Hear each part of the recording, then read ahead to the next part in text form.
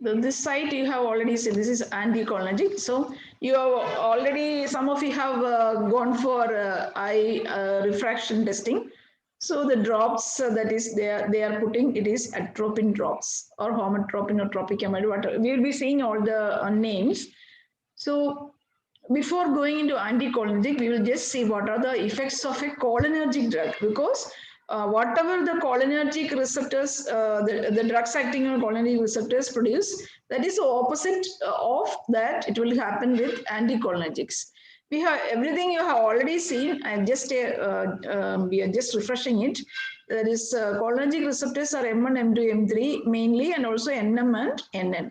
So M1 mainly it is acting on the secretory glands, and it may increase, see, M1, it increases the salivation, stomach acid, that is acid secretion, sweating, lacrimation, everything. So everywhere there will be some secretions. Then heart, it is heart, the which receptor M2. So it will decrease the heart rate. M3, it is in smooth muscle. It may be in the gastrointestinal tract or genitourinary tract or respiratory tract, or also in the eye. Yes, here M3, it is in the pupil, it is in the eye, pupil and ciliary muscles. So this M3, it causes contraction of the smooth muscle. So I am talking about cholinergic, that is acetylcholine. And similarly, M3 in the pupil, there also it causes contraction and meiosis. This is cholinergic drug. Now, NM and NN, that we will see later. See, these are the main thing. So you, from this itself we can study what is happening with anticholinergic drugs. So M1, it increases the secretion. So Nafisa, what will happen with atropine? So this is M1, cholinergic action is salivation, stomach acid, sweating, lacrimation, etc. So what will happen with atropine? Atropine is an anticholinergic drug. So what will happen here? Nafisa Reem, what will happen? You don't have to keep your video on. You can answer. Unmute yourself and answer. Did you hear the question? Hello. Unmute yourself, Ma'am, Nafisa. causes salivation. No, that is cholinergic. This is cholinergic action. We are talking about atropine. It is an anticholinergic drug. So instead of salivation, what will happen there?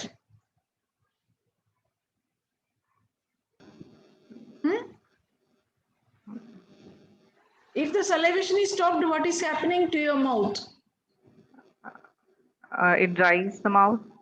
Yes, it will dry. There will be dryness of mouth. So anticholinergics will cause dryness of mouth. Then next, Ishan. Ishan Akbar. Yes, ma'am. Yes. So through M2, cholinergic drugs are acting on the heart and it decreases the heart rate. That is acetylcholine.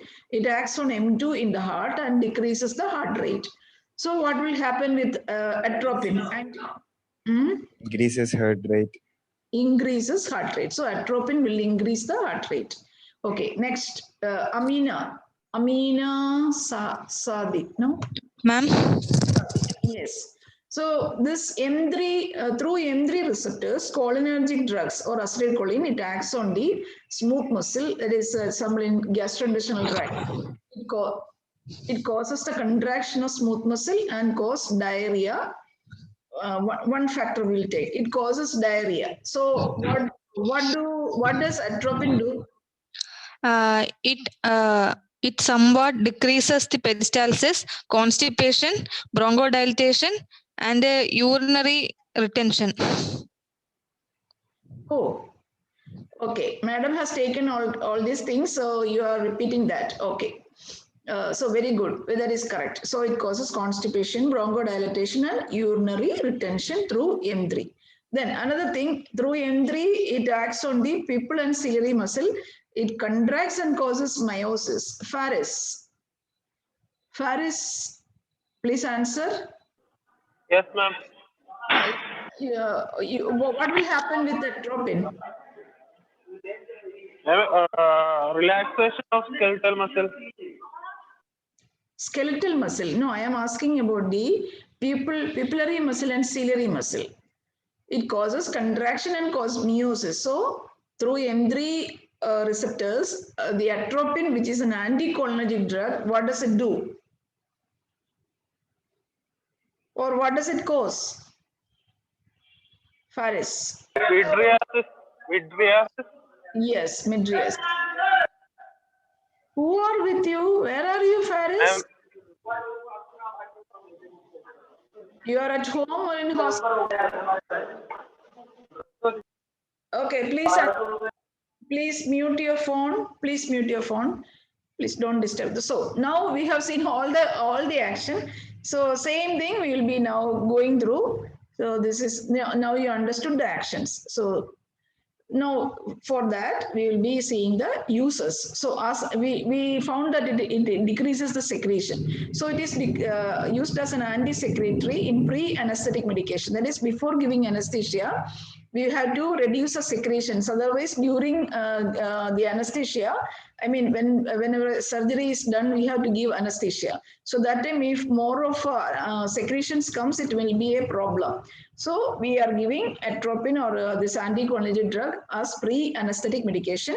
But it was used especially along with either. But nowadays, we are not using much of either, because halothane, it is less production of secretion.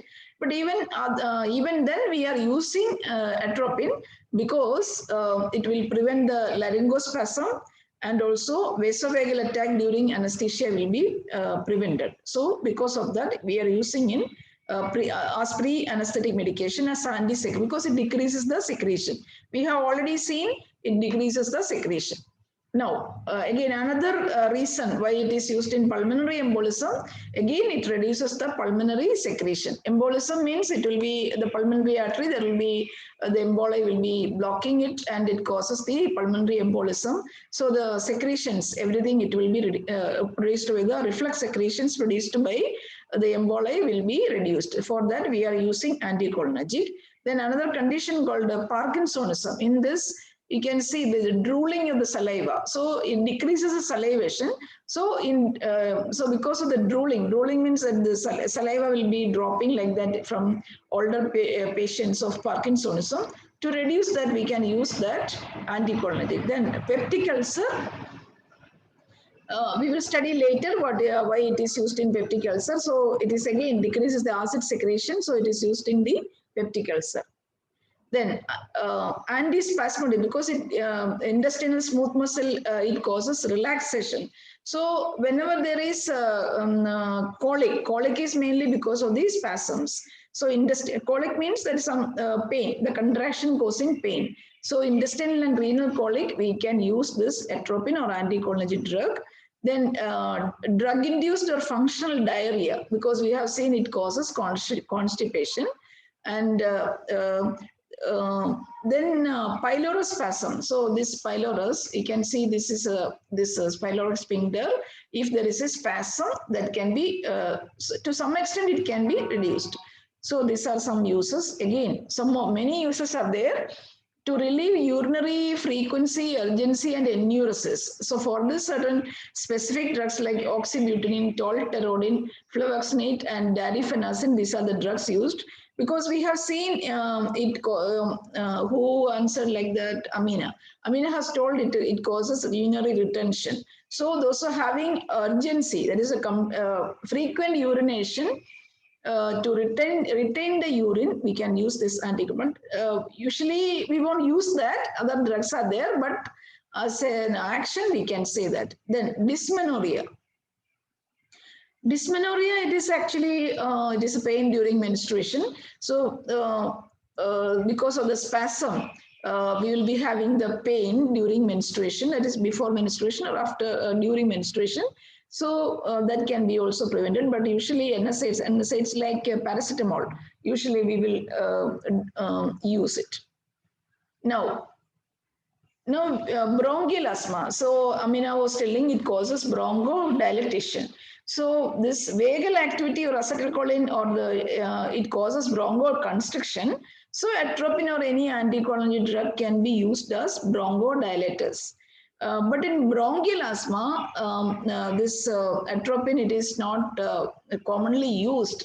There are some reasons because we have already seen that atropine will dry up the, see, when we are giving the salivation, lacrimation, everything will be reduced. So it will dry up the secretions in the respiratory tract.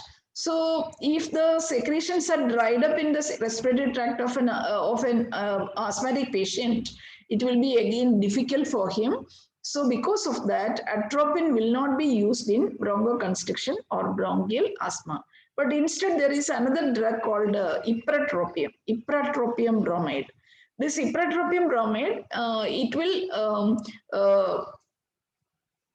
it won't dry up the secretions like atropine. So it is an atropine substitute. It won't dry up the secretion, and also it will increases the mucus. It won't affect the mucociliary clearance. So you know that there is cilia are present in, cilia means hair-like things are present in the bronchus.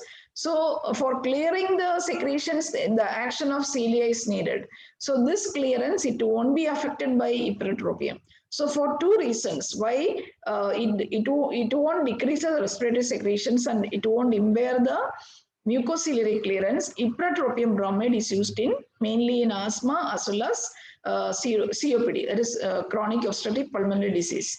So this is the COPD. So then, so nowadays, again, this is another very big chapter we will study later. So in COPD or exacerbation of asthma, we will use the nebulized ipratropium and beta-2 agonist. This we will study later also. So just think ipratropium, it is one of the important drug that is used in bronchial asthma as well as COPD. So I think you might have seen Faris. Okay, Faris many problem. Okay, Ishan Akbar. Have you seen a nebulizer? Yes, ma'am. Yes. So the drug will be inserted in this, and when the power is switched off, the vapor, it will come like that, and this mask will be attached to the patient's face. So he will be taking, that is called, that is the action of a nebulizer. So usually ipratropium and beta-2 agonist, like anything, salbutamol, terbutaline or salmeterol, anything, it can be added here, and so that is one of the use. So here in this chapter, we are talking about the ipratropium. Then another related compound, it is tiotropium bromide. It is longer acting also. So ipratropium bromide, it is very important. It is used as a used in nebulizing also.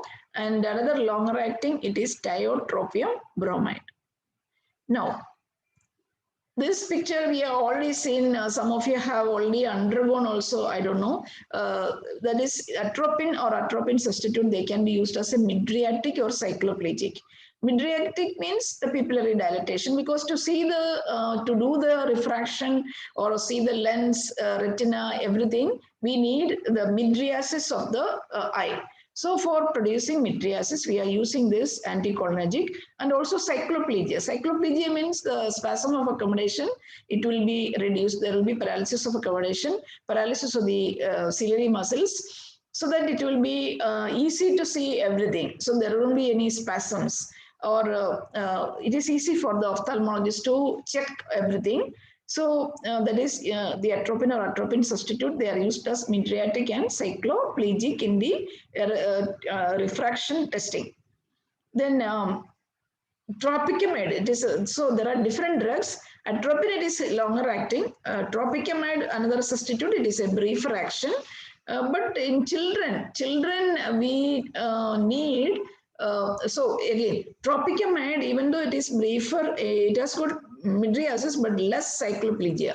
But for children, you know that whenever we are checking the children, they will not sit quietly like adults. So we need cycloplegia. So for children, we have to instill atropine itself. Atropine causes much of cycloplegia, so it is easy for children. So how much it is given? Atropine ointment, so it will be given as an ointment or drops also, applied 24 hours and 2 hours before. So if tomorrow, if we are to do the refraction, today itself we have to put the ointment, and also before testing, tomorrow before testing, 2 hours before testing, we have to again instill. So like that. we have to do for children. Then only it is easy to view everything. Then, like atropine, cyclopen, another atropine substitute. So tropicamide, even though it is rapidly acting, it doesn't have any cycloplegic action. Atropine is the best for children, and also we can use cyclopenolate. It is rapidly acting, and at the same time, the cycloplegia is also there. So similar, almost similar to atropine, but for children, we prefer atropine ointment or atropine drops. Now, other use, so we were seeing all the uses. Now, some more uses. So far we have seen all the diagnostic. Now we will be seeing the therapeutic action, therapeutic uses.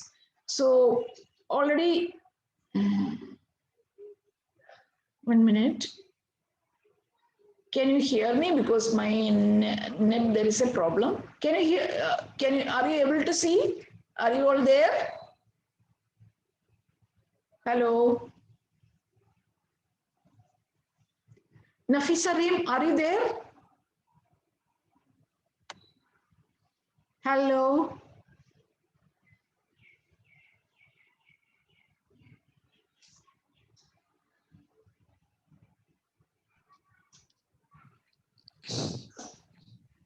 Yes. Ishan Akbar, are you there? Yes, ma'am. Because there was a problem with my network. Okay. So can you see the slide? Yes. Yes. Okay. In between there was a problem, that is why. Okay. Now, it is used as this anticholinergic drug. They are used as mydriatic and cycloplegic, and anodyne. Anodyne means it will as analgesic. So it can be used in many conditions like iritis, iridocyclitis, then this corneal ulcers. You can see the ulcers on the cornea. So to reduce the pain, we are using this because it will cause cycloplegia. It is good for iritis, iridocyclitis, and corneal ulcer. And also it can be used for preventing the adhesions between iris and lens or iris and cornea. So it may happen in iridocyclitis, such conditions. For example, you can see this picture. So this is the iris and this is cornea. This is iris and this is cornea. So when this atropine or any anticholinergic drug, it is used. So if there is some, 1 minute.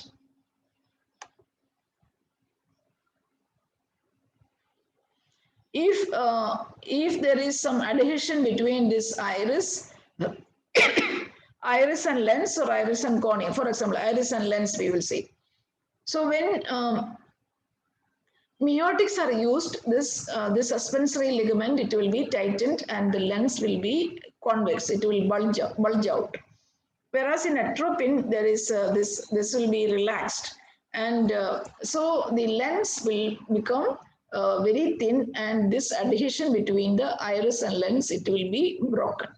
So anticholinergic drugs are used for breaking the adhesion between iris and lens or iris and cornea. Now, as cardiac vagolytic, in the beginning we have seen this cholinergic drug, it causes bradycardia, but these are drugs which will increases the heart rate. So it is used in sinus bradycardia and heart block. Atropine can be used as, it increases the heart rate and also used in heart block. Then in Parkinsonism, again, this is a very big chapter we will study later. So it is used in Parkinsonism. Now you can just remember like that, it is used in Parkinsonism. Now, motion sickness. Motion sickness is one of the problem with many of us. Whenever we travel to some mountainous area, or even planes also, if we travel, we may develop this travel sickness or motion sickness. So for that, we can use this hyoscine. It is another anticholinergic drug. Usually it is available as a transdermal preparation. You can see here, it is kept behind the pinna. It is a transdermal preparation, and it has to be, or it can be given orally also, and it should be kept here 4 hours before journey. So it will be giving protection for 3 days, or we can give orally also 0.2 milligram. Action will be lasting for 4 to 6 hours. So better go for transdermal patch. Then another drug, it is dicyclomine. It is another anticholinergic drug, but usually it is hyoscine transdermal patch is the one that is used. We can use for dicyclomine also, but there may be some sedation. So better after taking this, we should not drive. Suppose we are going to Ooty or anything, and we are driving. So better we should not drive if you have taken this scopolamine or hyoscine. Then what is this? Faris, what is this? Faris left. Mushroom. Yes, very good. So today the net is a problem.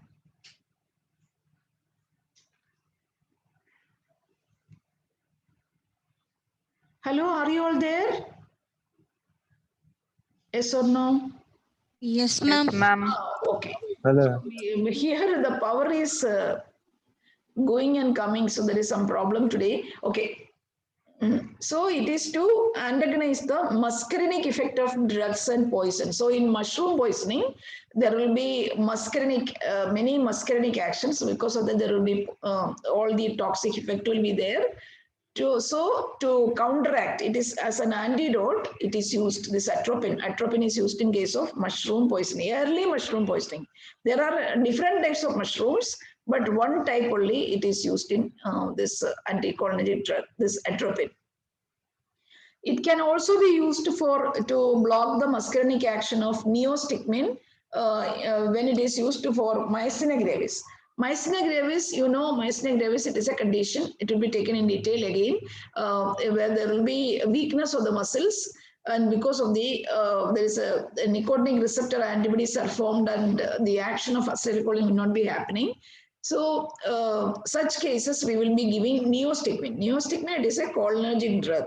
So cholinergic drug, when it is given, it may produce some muscarinic side effects also. So to counteract the muscarinic side effects, we will be using atropine or glycopyrrolate. So it is used in myasthenia gravis. So atropine or glycopyrrolate is not used as a treatment for myasthenia gravis, but to reduce the or block the muscarinic action of neostigmine, which is used in myasthenia gravis. So next, what is there? Okay. Now we will be talking about the side effects and toxicity. So the example, have you seen this plant, Datura stramonium? Anyone? Yes, ma'am. Yes. So Yes, ma'am. yes, very good. Okay, so the it is an anticholinergic. The berries or the leaves, if the seeds, the berries, that is, I mean the seeds. If you are taking, then it is anticholinergic. It is an anticholinergic. It is the extract is anticholinergic. So if you take this, it may cause the toxicity. Usually the children. So adults won't take anything, but the children may. By mistake, they may consume it, so it may produce belladonna poisoning or the anticholinergic poisoning. So we will see what are the side effects, what are the effects of the toxicity if you consume, or in the poisoning, what will happen. We have already seen all the actions. So dry mouth, we have seen that. Difficulties, because if there is no saliva in our mouth, we will be feeling difficulty in swallowing as well as talking, isn't it? Then dry and hot skin. So like this, flushed skin, it will be there. Then people will be dilated, and because of the dilatation, there will be photophobia, blurring of vision, and also atropine, it causes palpitation. Then also excitement, then cardiovascular collapse and respiratory depression. That is in the later stage. If the poisoning is very high, it may cause respiratory depression also. Convulsions and coma occur in severe poisoning. So in the beginning, there will be dry mouth, dry and hot skin, dilated pupil, palpitation, etc. As the poisoning increases, sorry.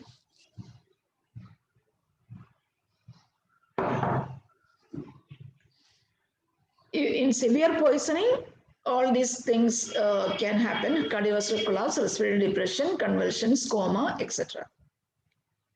So, so suppose if there is poisoning, what will be the? Whom should I ask? Yes, Nishal Marekar. Nishal. Yes, ma'am. Yes. So we were dealing with this belladonna poisoning or anticholinergic poisoning. So for treating them, Yes. what drug we can give, or what is the antidote for atropine poisoning? Cyclopam. Which one?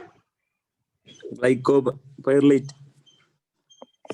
Glycopyrrolate is also another anticholinergic. So, okay, or another words. So this is an anticholinergic poisoning. So which drug can counteract it?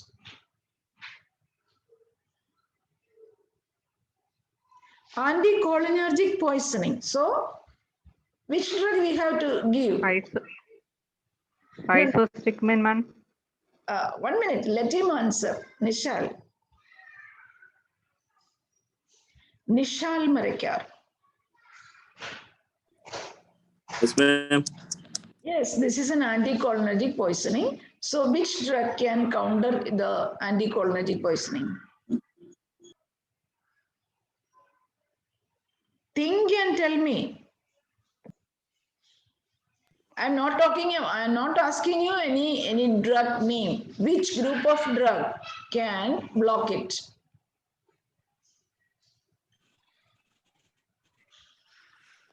Why you are not Atropine, ma'am. Nishal, what is atropine?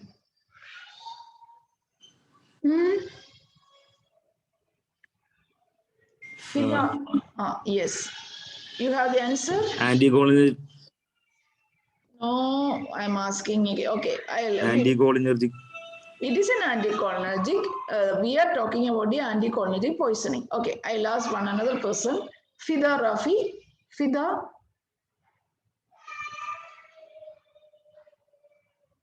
Fida Rafi. Yes, ma'am. Yes. So this is an anticholinergic poisoning. For this, which group of drug is used for treating it?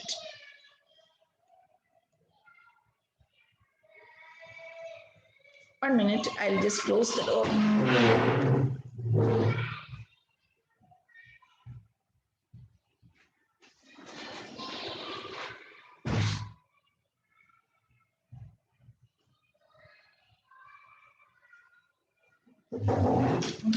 Ah, Fida? Yes, Fida. Where is she? Fida? Yes, ma'am. Yes. So this is an anticholinergic poisoning. So how will you treat it?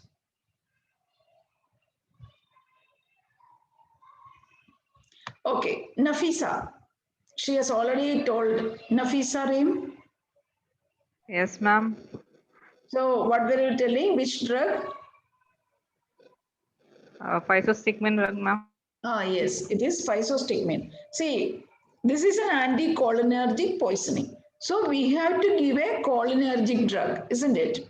So cholinergic drug means, so these drugs, anticholinergic poisoning, we are seeing peripherally there are different actions, and also the central, there is excitement, psychotic behavior, ataxia, delirium, these are all CNS action. So we can use neostigmine or physostigmine, but neostigmine, it won't cross the blood-brain barrier. Only physostigmine will cross the blood-brain barrier. So physostigmine only can block all the peripheral action as well as the central action. So we have to give physostigmine. Okay, now next slide we will see. So suppose if the child has taken these berries, first of all, we have to remove everything from the stomach. So we have to do the gastric lavage. Then we have to check because of the temperature, we have to do the tepid sponging. Tepid sponging means we are cooling the head with water, that is sponge put in water. So that is and gastric lavage, it should be done with tannic acid. And if the patient is having convulsions, he should be kept in a dark room, and also this cold sponging should be there. And again, we have to give the drug, that is physostigmine, 1 to 3 milligram, the subcutaneous or IV. It will antagonize both the central and peripheral effects. So neostigmine, I have already told, it won't antagonize the central effects. But other general measures also are there. We have to see because there may be hypotension, we have to give IV fluids. Respiration may be affected. We have to give some assisted respiration, maybe ventilator if needed. Then diazepam for controlling the convulsions. So these are the treatment for a toxicity. Now, Nishal Marekar, Nishal. Yes, ma'am. Now you tell me, what is the drug for this atropine poisoning? Cholinergic drug, ma'am. Okay, we have already mentioned the cholinergic drug. Which cholinergic drug? Physostigmine. Yes, so it is physostigmine. It is an anticholinesterase drug. So it will block all the action of atropine. Okay, some contraindications are also there for atropine because, 1 minute. See this, so atropine, this cholinergic drug, it will act on this iris and it will contraction of the, I am talking about cholinergic drug. It will cause contraction of the iris, and this corneal angle, iridocorneal angle, it will be, there is expansion will be there. But if you are using atropine, there will be dilatation or mydriasis, and this angle, it will be reduced. So through this angle only, all the this aqueous humor, it will be, I mean, it will be going like that. And so because of this adhesion, there may be increased intraocular tension, and it may precipitate glaucoma also. Glaucoma we will study in another class. So what I was telling, if the patient is already having some problem in the iridocorneal angle, we should not use this atropine.